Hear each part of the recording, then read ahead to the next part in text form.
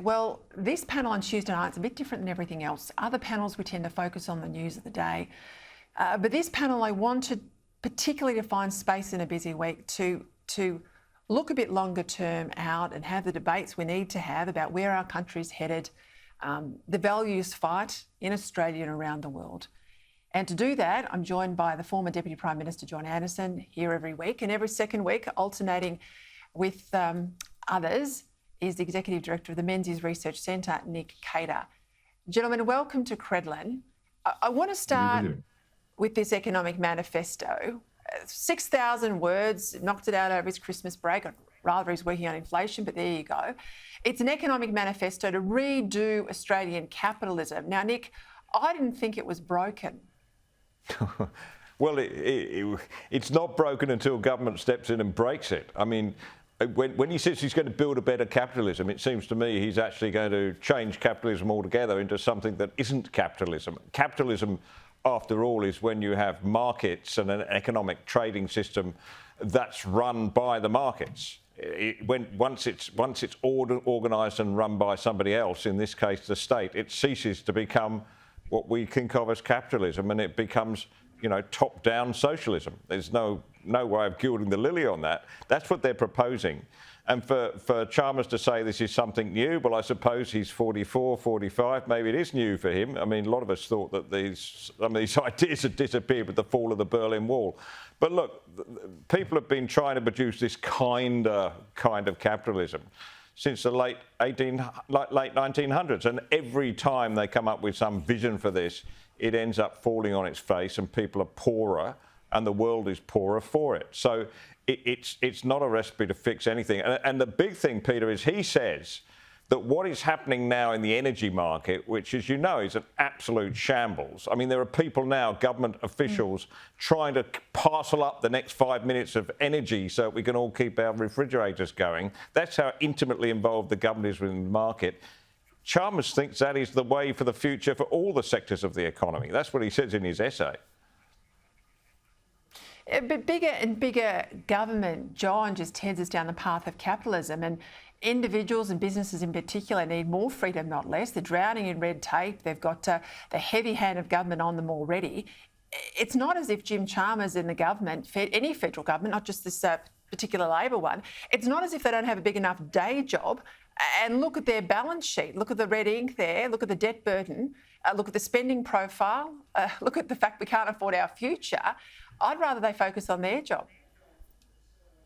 Well, I couldn't agree more, and I agree with everything that Nick said. We've got a real problem, though, of course, and that is this. What Chalmers is saying will play well to a lot of Australians, and particularly younger Australians, because, to be frank, fairly bad economic policy ever since the great financial crisis right across the West has locked younger people out of feeling that they're invested in democratic capitalism. They've been looking for inflation to devalue the debts they've all built up, governments right around the world. They've had the inflation that's in asset prices and in housing. Now, young people can't get a start, and they're not well educated. They're not aware of history. They don't know that all this stuff has been tried. It has always failed. It has always made the problems worse, but they're inclined to think capitalism hasn't worked, and the numbers are there. And the worrying thing is they're not swinging back to a more sensible way of thinking when they get to 30, 35 in the way they used to when they were invested with a good job, they were trying to save, they were paying off a mortgage. So we do have a problem here, and I think the right of centre needs to think carefully about how we engage younger voters, or we're going to lock ourselves into this sort of never-ending socialistic and debt cycle problem forever. Nick, let's flick the switch. You're a journalist, you're a writer. This emerging technology of artificial intelligence, specifically ChatGPT. Now, if you think you can just ban ChatGPT and move on to something else, it's not like that. Just like you can put something into Google that will give you an answer, may or may not be right, but it'll give you certainly a response. ChatGPT, you put something in, tell me all about the French Revolution, and it will write you an essay that will be different than the next time you ask and the next time you ask. So very difficult for a teacher to say that this is a computer-generated essay. We're getting to the point with technology and automation taking away blue collar jobs, and now the risk that AI through the universities are going to take these white collar jobs, and we're going to end up with a whole class or generation of Australians who don't have critical thinking skills. Now that's got to be a concern, Nick. It has, and look, this is pretty impressive technology. I wrote a column about it earlier in the year, at the start of the year, to say that I feared that my own job as a journalist, as a columnist, could be replaced, because you can feed in, it can spew out pretty good stuff, even to the point where I put in when John Howard's famous speech, "We will decide who come to this country," and so forth. I asked it to put that in Shakespeare's English. It did a very, very good job of it. So we are in an entirely different world now, and I think it will, for lazy people, discourage critical thinking and discourage their own thought. And you raised the question, what happens in universities and colleges? I think it's quite simple, really. They just go back to, exam rooms. Here's your piece of paper and your pencil. You've got an hour and a half. You sit there.